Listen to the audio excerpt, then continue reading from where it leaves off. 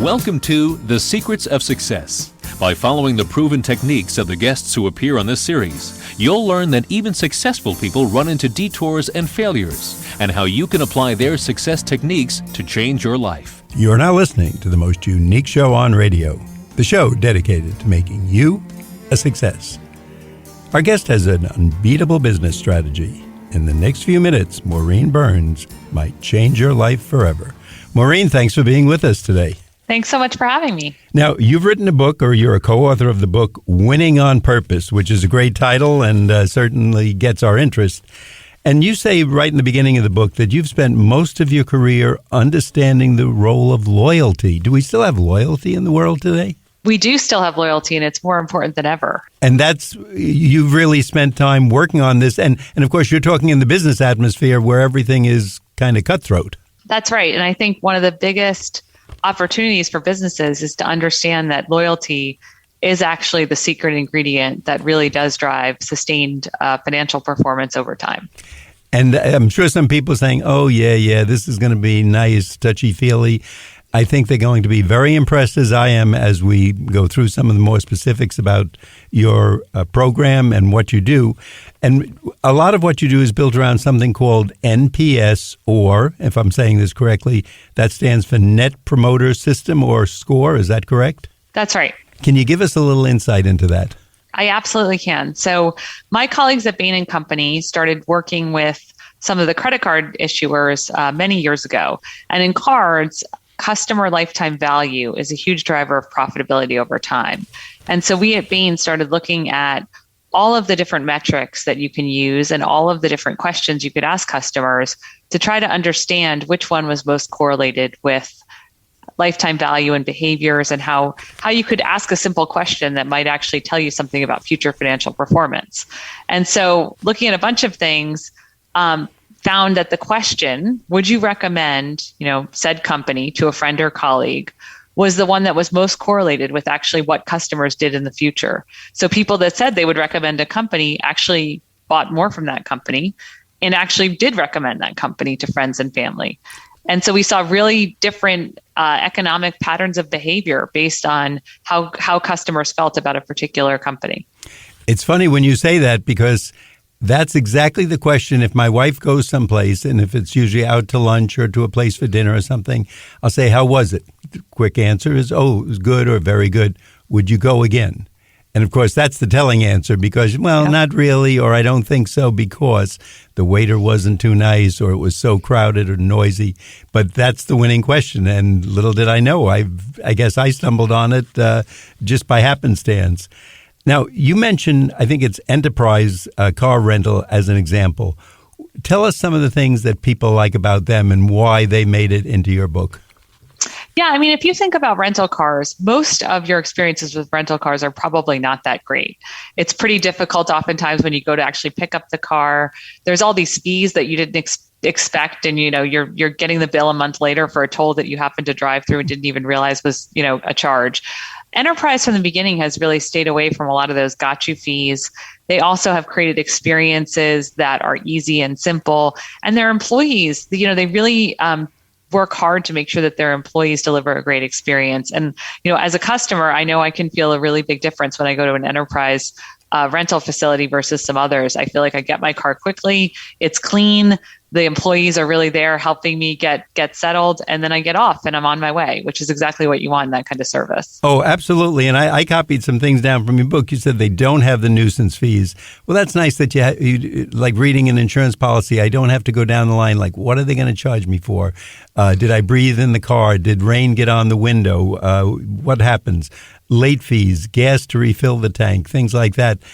Just the annoying little things that at the last minute, oh, geez. Yeah. And it gives you a negative rather than a positive. And with enterprise, obviously you like it, you're going to it.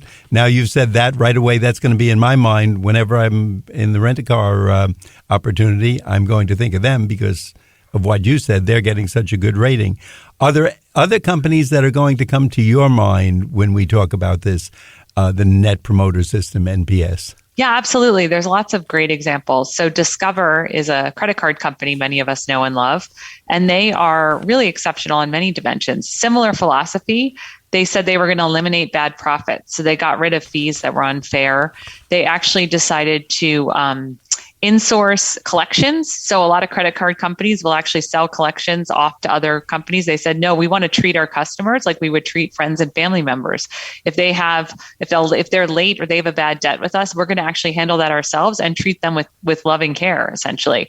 So Discover is a great example. And we actually saw them overtake American Express in terms of having the highest NPS score in that industry, who American Express had been very good at this for many years as well. I'm going to alert our audience that by the end of the show, you're going to love this NPS stuff that Maureen is talking about today.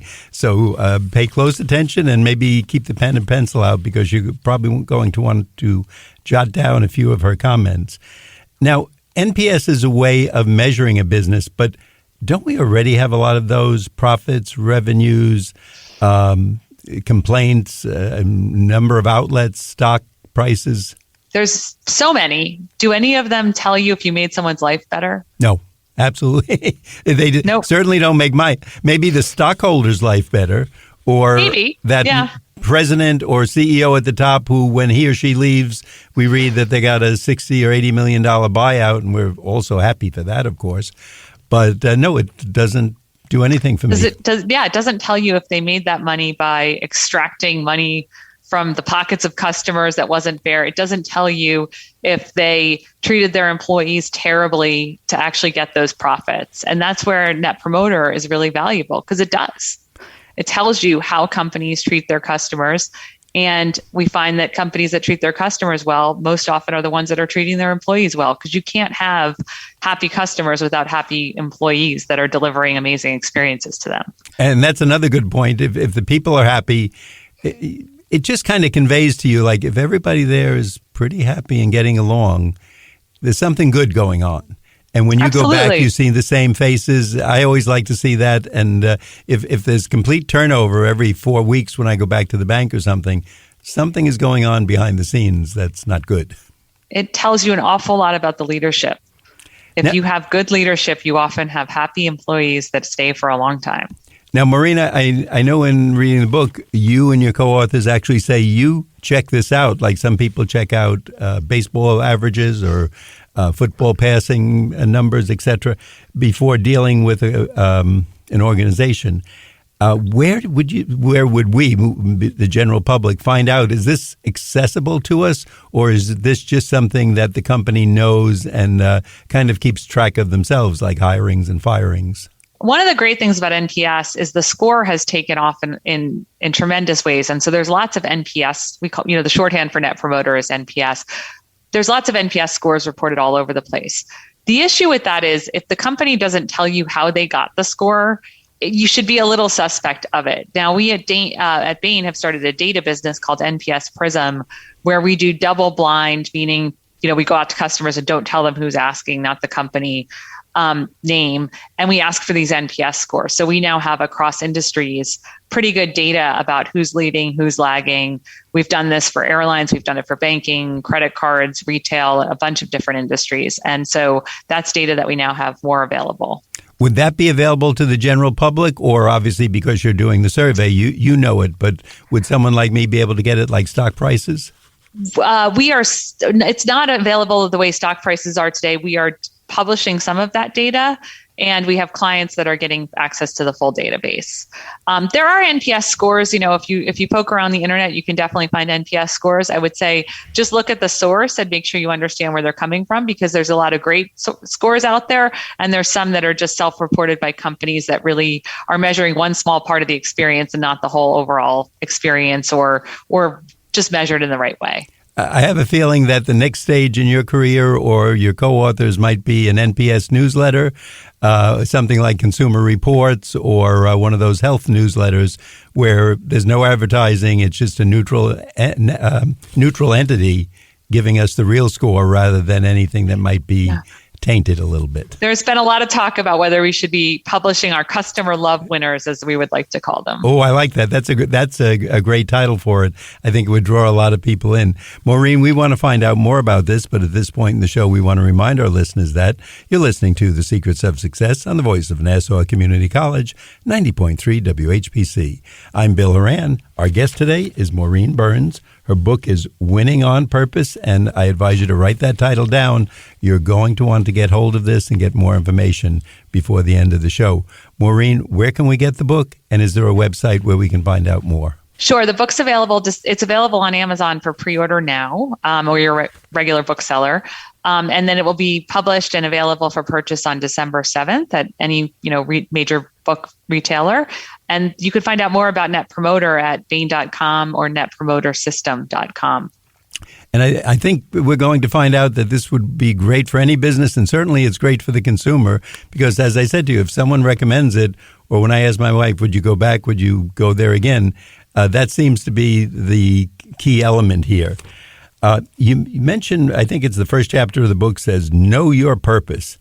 And I'm thinking, that's compelling to read that, but don't most companies know their purpose? You'd be surprised. No, I'm sure I would. Yeah. There are a lot of companies, I think, that are going through this exercise right now. And the challenge is the purpose of many companies used to be financial returns.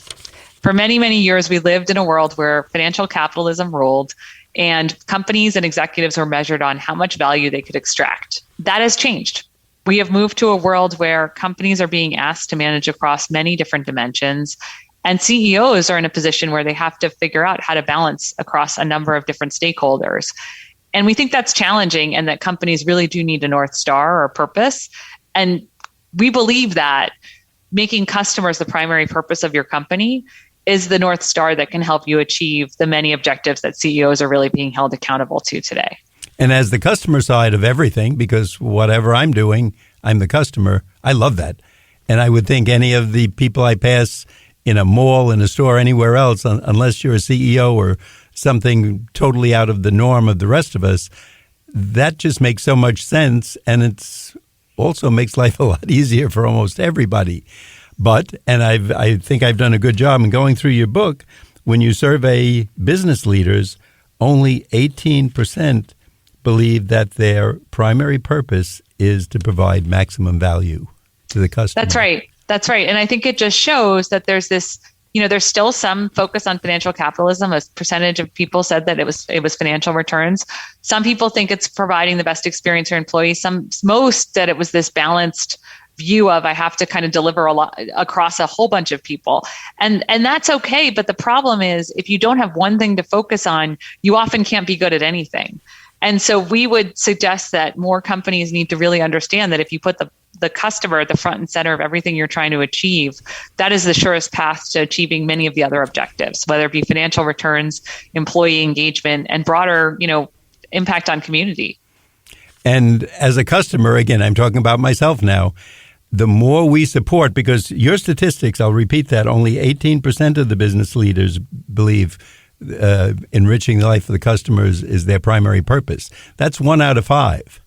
Mm-hmm. So if we support those people, the companies that take care of the customers, well, guess what? Either the others are going to go out of business, or they're going to come around and say, maybe I better give the customer a little better treatment, or at least acknowledge them, or, pick up the pace a little bit. So we have the power as the customer, I guess, to the power of the masses to get people doing the right thing and supporting us.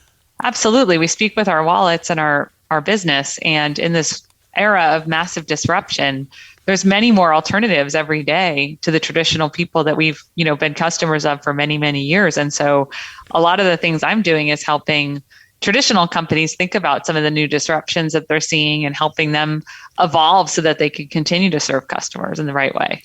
Maureen, I would think that when you go into a company, though, and say to people, it's time to do this, don't you get the CEO coming back to you? And I guess the statistics bear this out, that they're looking at the shareholder returns.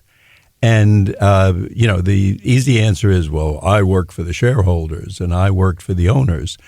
Do you get a lot of kickback because of that and, arguments? Yeah. What I would say is my experience is most people do want to do the right thing. They want to be given permission to put something else front and center. And unfortunately, our financial capitalist system and our quarterly earnings pressure puts a lot of business leaders into the position where that is the only thing that they can focus on sometimes.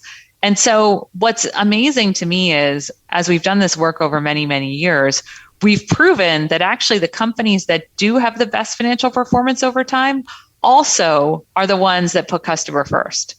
And so what I love is, a lot of business executives love data.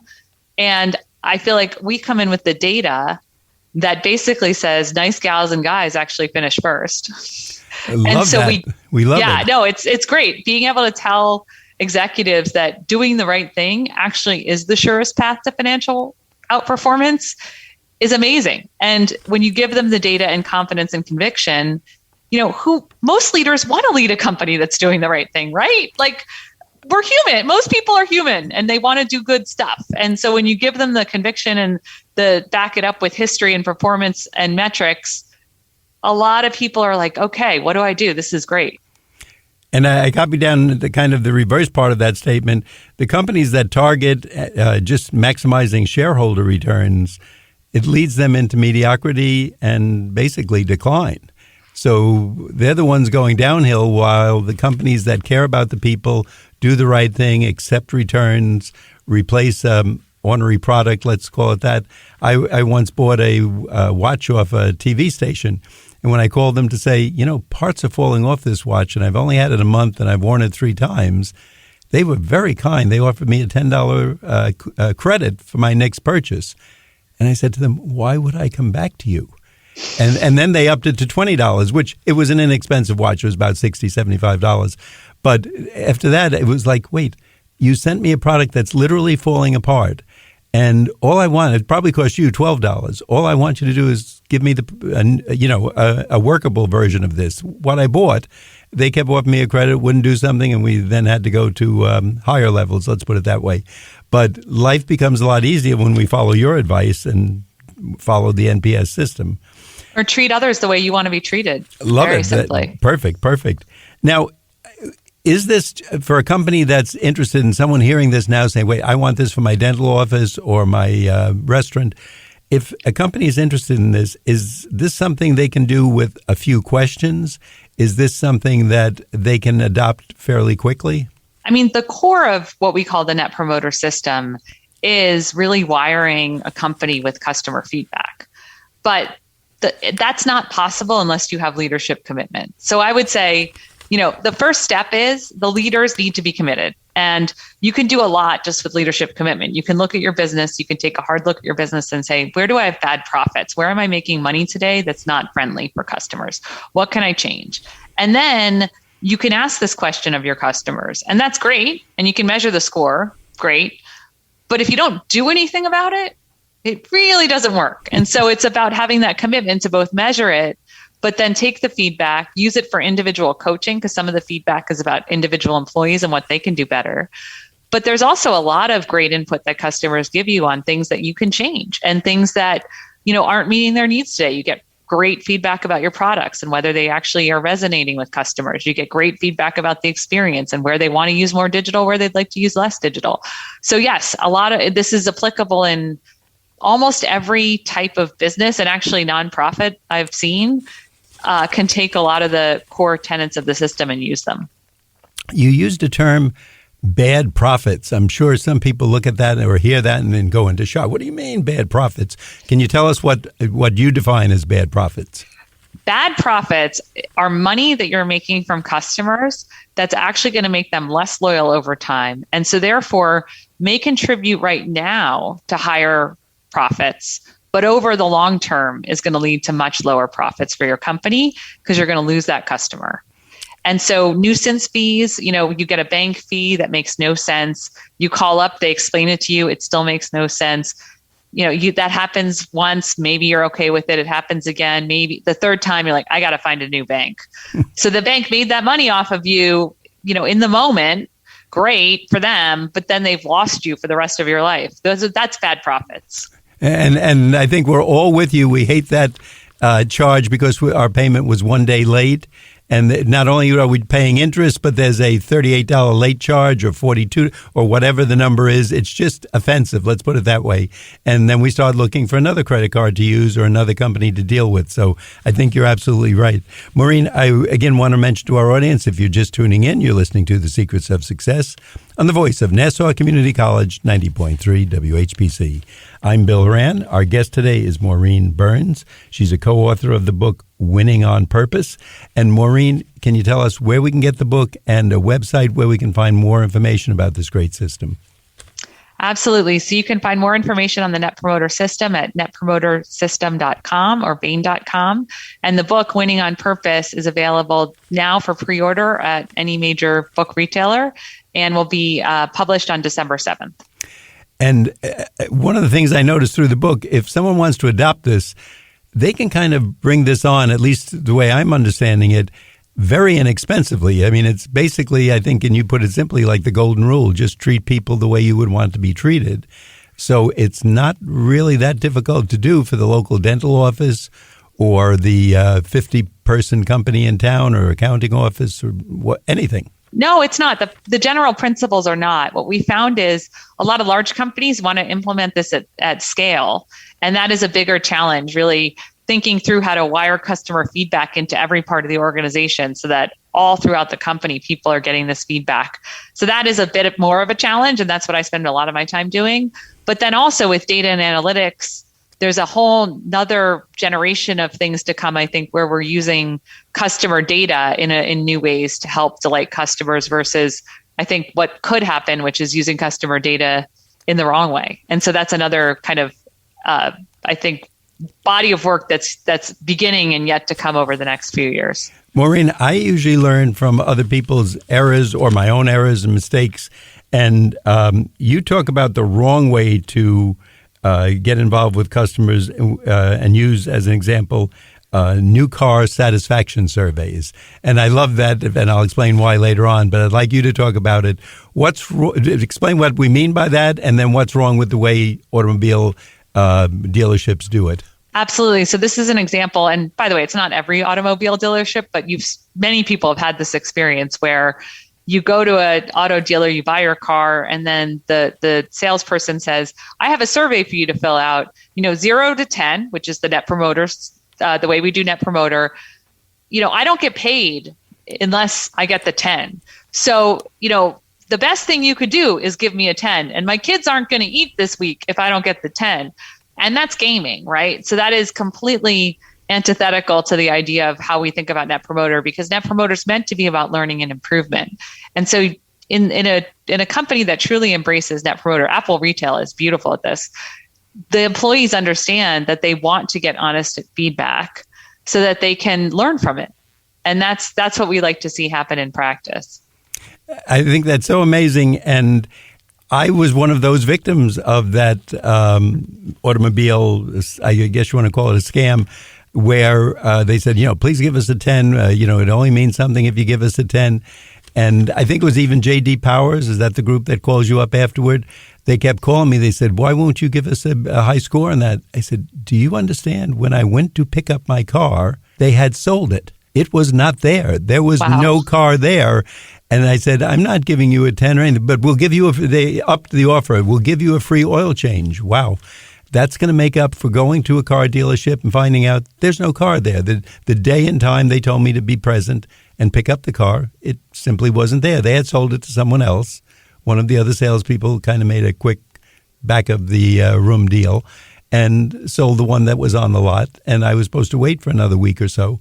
And I kept telling them, no, I'm not giving you the 10 or anything close to that. And I actually got about 3 calls from J.D. Powers almost begging for, please give us a rating, please give us something. But I always thought when they have to ask you that, and I guess that's a red flag right there, if they're almost begging you to give a good rating or a certain number, they're in trouble, let's put it that way.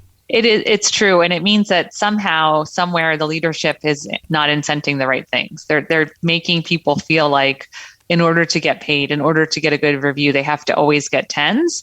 which you would love people to always get 10s, but you want that to be because they're delivering exceptional experiences to customers, not because they're begging for the 10s. And so smart leaders know how to put in place the right systems so that employees understand that this is a learning tool and that scores go up over time if you learn from it, but that, gaming is not the point. And I was kind of amazed. One of the companies that I would think would be the last type of place that would do this would be a car collision company. Caliber. Yeah. Exactly. And I read that story and I would say, if I put something at the bottom of the list, no, that won't work there. It probably works for 90% of the companies.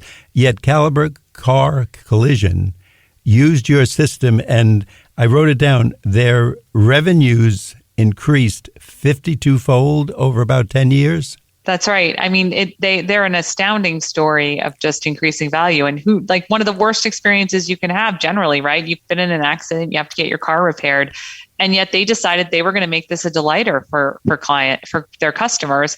And so every aspect of that experience, from coming in and getting the estimate to how long it's going to take to setting expectations, they really are thoughtful about doing that in a way that the customer knows the honest answer from the beginning, and then they use NPS feedback to make sure that they're constantly improving that experience. And again, when I heard that, I thought, when you go to a collision place, it's probably somewhat your fault, even if it's 10% or something. You might have been driving a little quickly, or you left your car parked in not a great spot, so now it's scraped or got hit or something. So they could very easily say, well, look, it's not our fault you have this problem. We're helping you. And they are. I mean, they're getting things back to normal. But for them to be using your system, I think that's a great accolade and proof that it works. What do you want our audience to know if they're interested in this and want to get this established in their business, or at least want to find out more? How do they start? How do they get things going? Well, I think the first thing is you can read the book, Winning on Purpose. It lays out some really great stories about companies that are doing this well. It also lays out the financial case for it, and a handy checklist of just the key elements of the system. I think then, you can go to netpromotersystem.com. We have a lot of details on this. But I would say just start listening to your customers, right? They can tell you so much, and make sure that, and a lot of companies have listening systems in place, but I don't think they're getting the full value out of them. So make sure you understand what customers are saying and start to really take some of their actions and improve. Nobody can give you better ideas for improving your business than your customers and your employees. I think to our audience, if you get the book Winning on Purpose by our guest, Maureen Burns, if you just see some of the stories and some of the ways that companies have improved, you won't even get past 2 chapters. You will want to establish this in your business. You will want to be part of the NPS system. It'll make your life easier. It'll make profits a lot more. And you'll probably be the one promoted because you came up with it and said, go get Maureen's book, Winning on Purpose. Maureen, we want to thank you so much. We want our audience to know that they've been listening to The Secrets of Success on the voice of Nassau Community College, 90.3 WHPC. I'm Bill Horan. We ask you to please join us again next week at the same time when we will continue our journey to success.